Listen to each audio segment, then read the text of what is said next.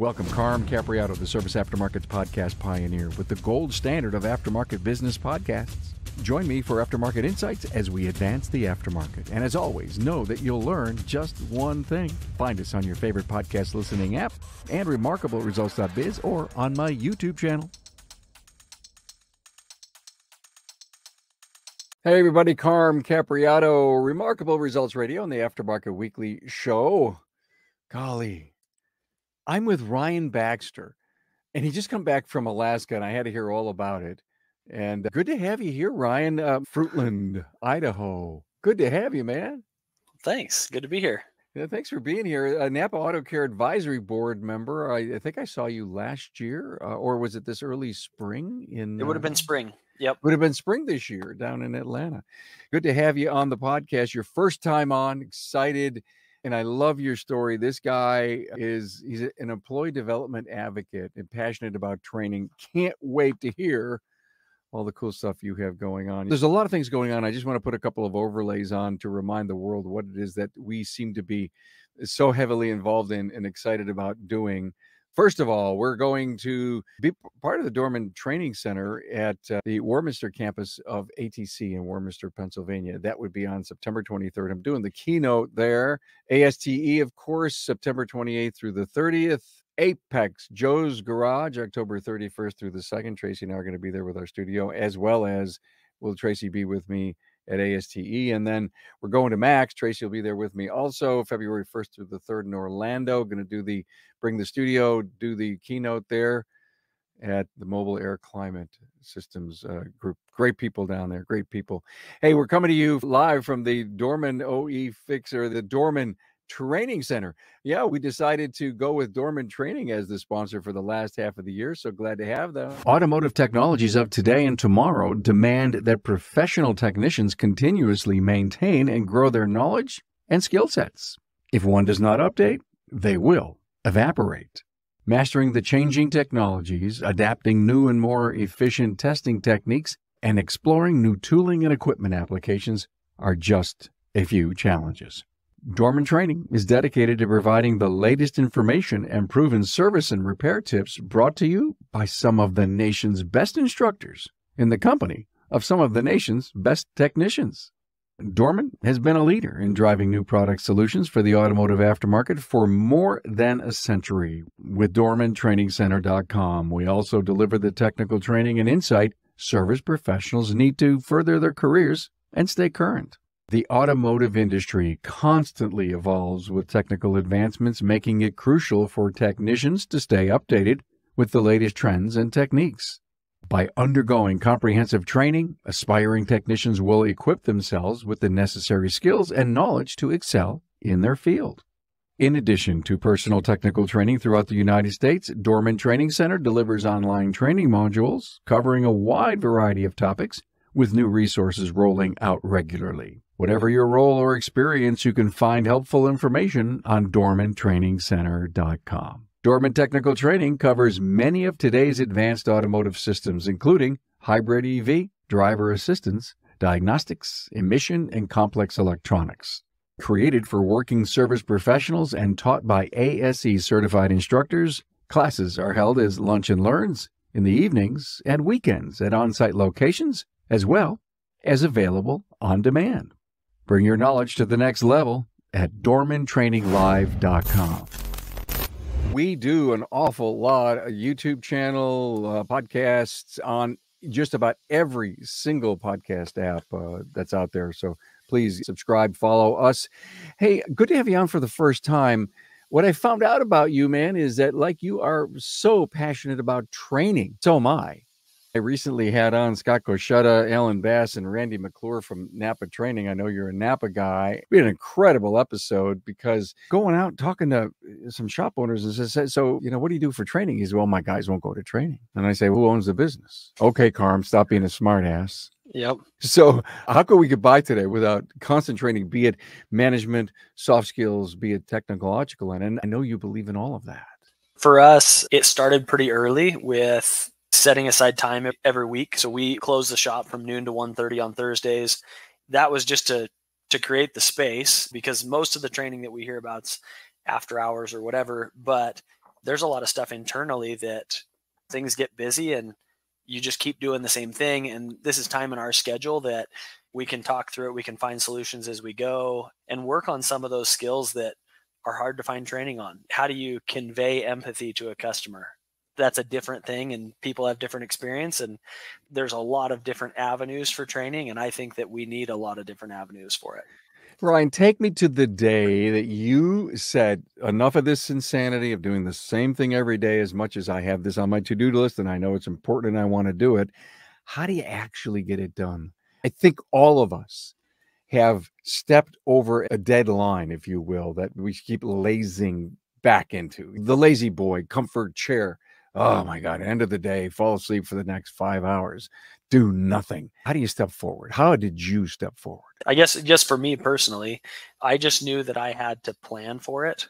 There's always things to fill our time. And so if I don't create some system to help me do what I need to do, I'm probably not going to do it.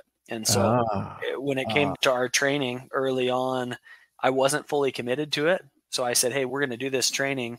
But I had customers walking in, I had the phones ringing, and I'm all over the place. And after about 6 months of doing that halfway, we decided, you know what, we're going to put it on Google. We're going to put it on our doors. We're going to lock the doors, and we're going to be committed to working on this now and just stop the interruptions. So that commitment, that fully committed, did you realize your business was going backwards until you decided to say, I'm going to do this? You weren't fat and happy. No, and it was early on. So it was like I hit the ground running. The way we started the shop, I built a big shop with a ton of overhead. And so it was a full on sprint to just break even. The typical way of you start in a little shop and you outgrow it and you outgrow it. I bypassed that and was only a few months away from not having that work out. But how big is the shop? So it's 4,500 the footprint, and then 3,500 of that shop, and then we have the 1,000 feet, 2 stories. So we have a training room upstairs, and then we have the office downstairs. Cool. So is that on Thursdays at noon? Is that where you go to the training room? Yeah, which historically that has just been an unfinished room, but it's in remodel, or it's in completion mode now. So we're getting it finished off. One little light bulb for 1,000 square feet. So we're excited to get it a little more finished. Big screen TVs. That's right. Yep. Computer power, all this stuff. So this 12 to 1:30, you closed the shop for training. Did you ever bring in somebody? Are you doing virtual stuff? Are you just maybe just sharing philosophy, culture with your people? What's it like? Just in this last year, we've really dialed in core values and our mission statement. So every week, one of the employees shares a core value. So some way that they've seen that core value throughout the week. And then we go through just normal stuff that's come up. What are we planning? What's our next shop activity, the to-dos? And then when we have a technician that's preparing to get certified, we might go through and do test questions and prep with that technician. It takes a lot of different, and we have brought in some different trainers, both technical and like EQ and personality traits and that kind of stuff. And then we bring people in after hours as well. And that's, from a training standpoint, that's one of the things you look at. In 2020, we had such a reduction in what options we had for training. We looked at one of my old instructors from school. Rather than send people one at a time out for training, we just brought him in. So he came in for 2 days and he did lab scope training. And that was cool because we could cater it to us. I think a lot of training, you're teaching to the lowest student. You're trying to catch everybody up. That was a great way for us to just be able to cater it to the team and what we really needed. Ever take a shot with your team to talk about business, gross margin, retention? For sure. We talk about it with the whole crew, but I have coaching for both my advisors where they've got somebody one-on-one that works with them on the targets that we're looking at, parts GP, labor per hour. They've got somebody that holds them accountable and helps take the time to explain it so that we all have our different piece in the puzzle. And I've got a coach that helps me. They've got coaches that help them, and it's great. Take me back to the day that you said, no, then yes, I want to hire a coach.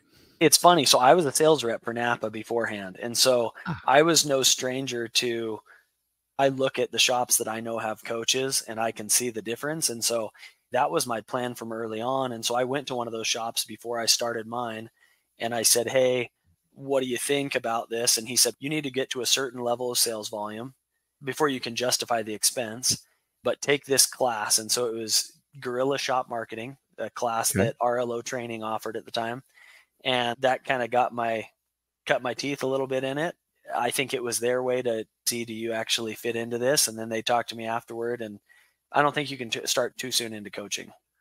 One of your greatest memories or takeaways from guerrilla marketing? That's a good question. Probably labor inventory was one of the first big things that Okay. you can never get back today's hours. You can do whatever you want tomorrow, but what you don't do today is gone. Every wasted minute that we allow to happen in our world is something we're never getting back. Your people, I know you told me you're so passionate about retention and benefits for them. Walk down the aisle with me on your passion for that. Yeah, for me, I think getting with a coaching company didn't just help me professionally. I think it helped me develop personally and find fulfillment in the work that I do. And that was something that I wanted to have for our team. I want them to be developing. I want them moving in a good direction where they feel just fulfilled and content in life.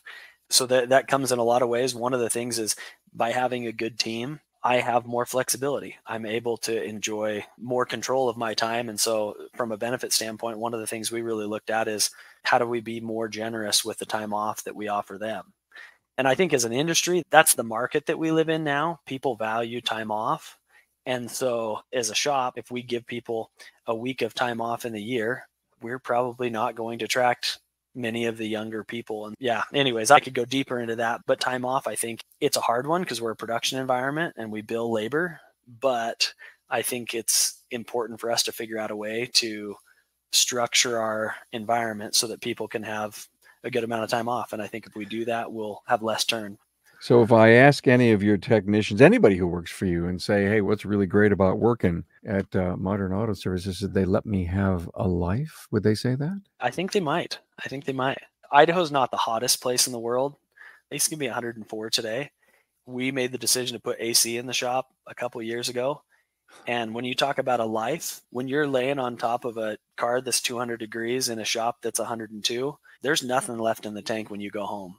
I think that was a big one that you tell that to people in other industries. We put in AC and they're like, what kind of world are you living in where it's an accomplishment to put in AC? But in our Yeah, world, that's not very common. And I right. think that was a huge, regardless of production in the shop, that was a huge benefit to employees to be able to still have some fuel in the tank when they go home in the evening. Yeah, you're right. I'm hearing more and more of that when it comes to trying to make the work environment so much easier. You may only go a couple of months up there that you would ever need the air, but you got it when you need it.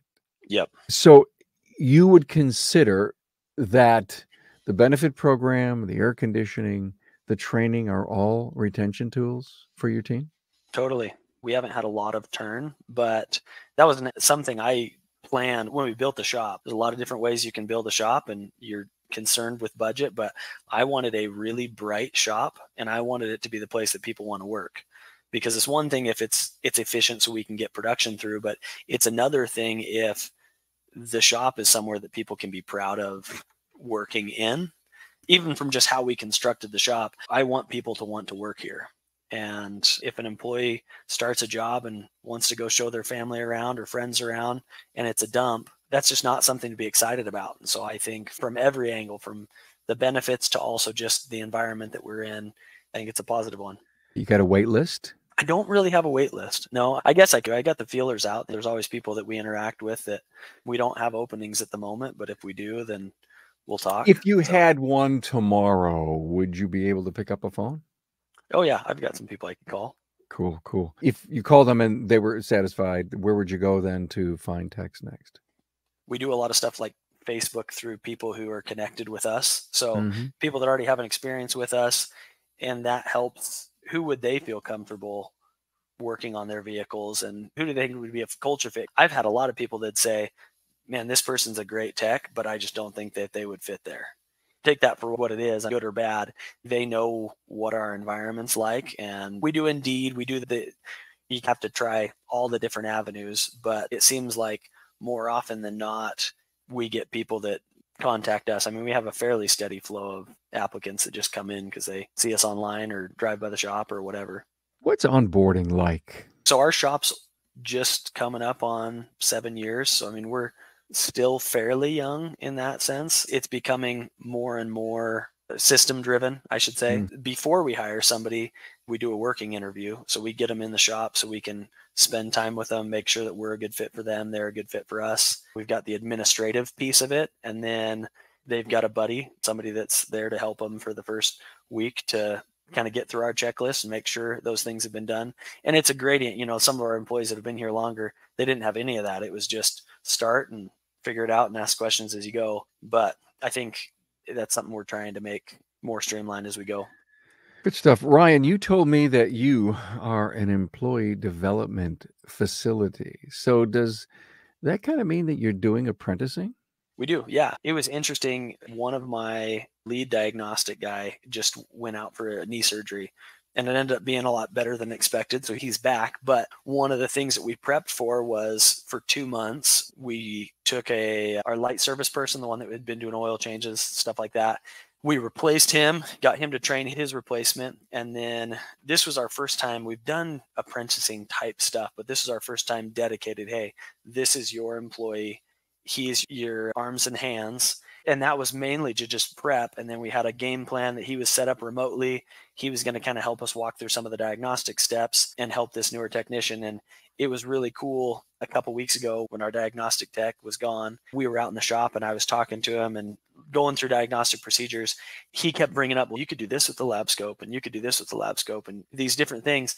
And I was like, how is it that I'm intimidated by this tool? And I'm a master tech, like I'm a diagnostic tech, but it's still an intimidating tool to me, but he doesn't know any different. He's been mentored under somebody who has embraced it and who knows it.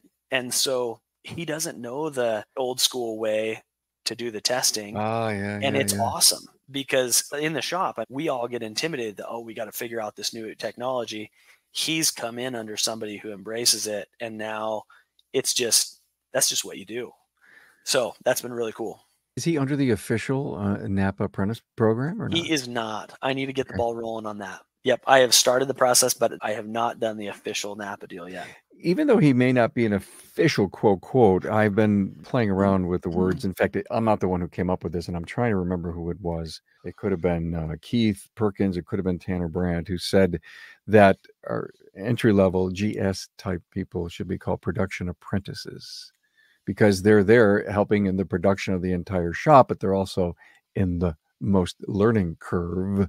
We want to give them a career path and get away from those things, but they've got to learn. There's so much to learn about shop safety, vehicle safety, personal safety, just to introduce someone into the shop. Plus all the tech. Go back to the thought you had. Well, he wasn't intimidated by that. Is it maybe because he was young? This stuff is like, ooh, this is cool stuff. Yeah. I think it's a combination of we embrace technology in the shop, but to varying degrees, because it's intimidating to know how to set a lab scope up when you're not used to doing that.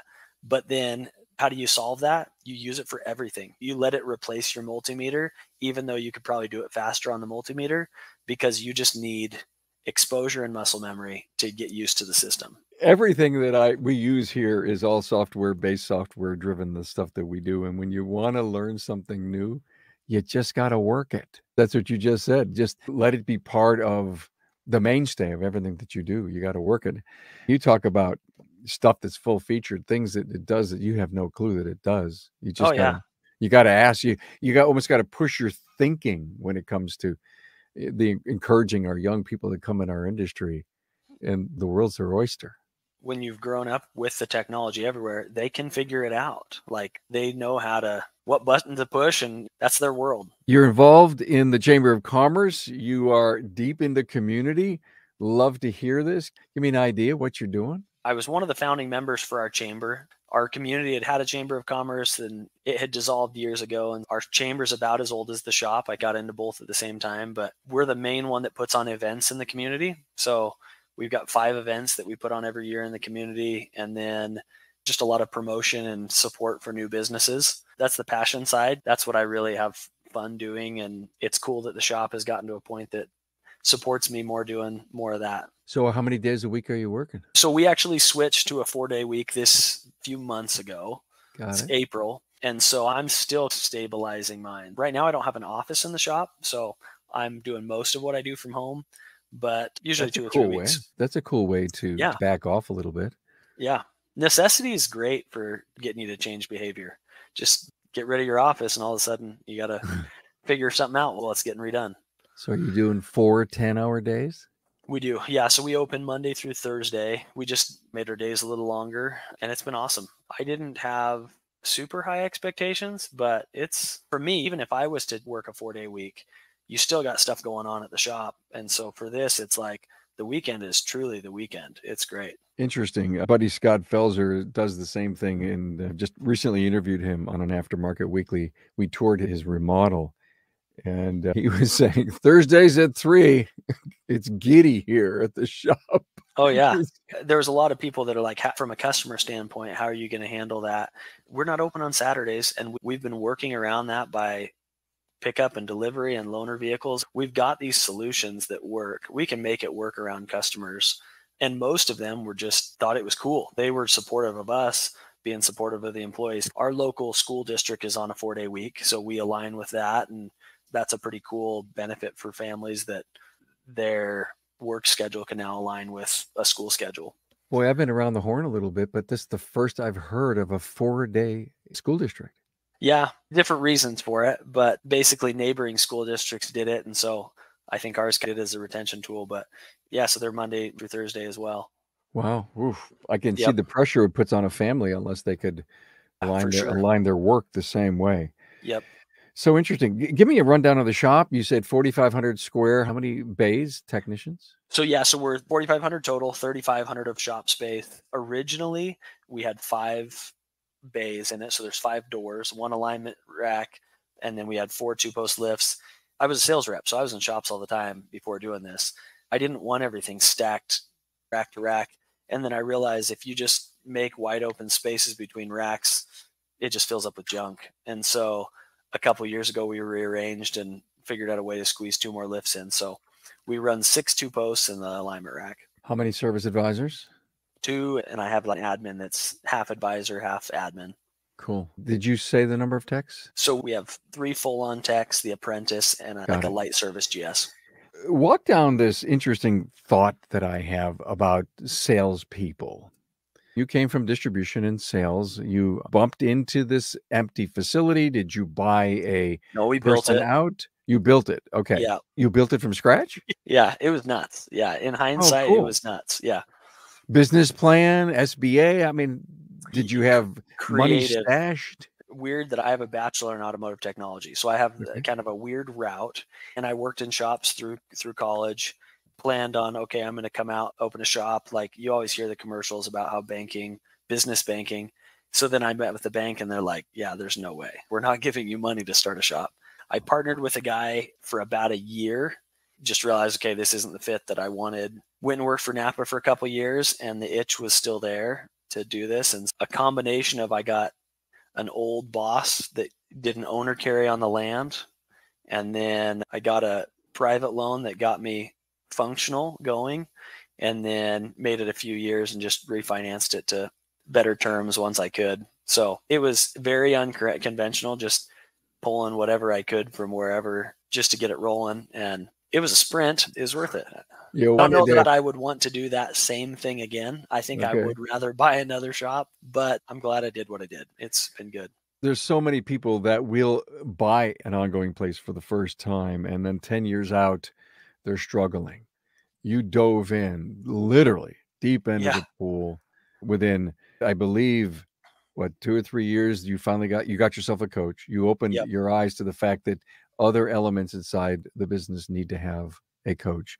You committed to a level of training, to employee retention. The only thing, there's a million other things. We could talk about 50 other things here.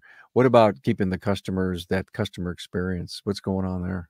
Yeah. The cool thing, I can do any of the positions in the shop. I can work as an advisor. I feel like I'm decent with people.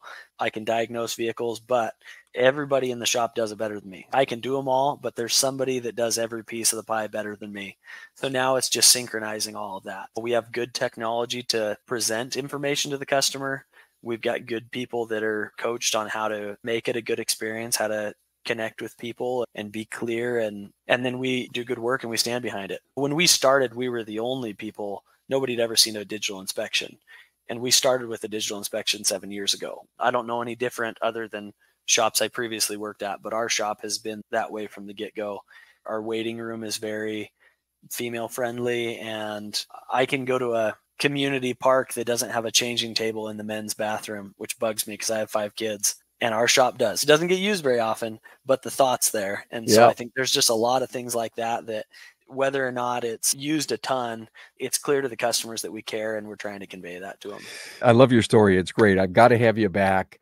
I've got some passion to do an episode about distribution salespeople and what it is that we as an industry, the service professional, want from their salesperson. Do they want the buy 10 cases, get one free this week, or do we want something else? I'm pretty passionate about it. If you and I started discussing this, it would be 2 hours. Trust me, I believe. Because number one, you may not shut me up, but I probably won't shut you up because you're from the cloth. I get it. Yep. I need to have you back on. I need to give you the premise of what I'm looking to accomplish with it, but you'd be just perfect to come on knowing that you did that job. For sure. That'd be great. It'd be great. I had a blast. Thank you so much, Ryan Baxter, Modern Auto Service, Fruitland, Idaho. Love your passion. You got a great story, and I think other people can look up to it and say, woe is me. I've been in business for 20 years, and listen, this guy's been in business, 7? Look at where he is and what he's doing. Coaches and a lot of good success going on, and I'm sure you're making money, right? Yeah, it took a little bit. I wasn't when I started. I wasn't when I started the coaching.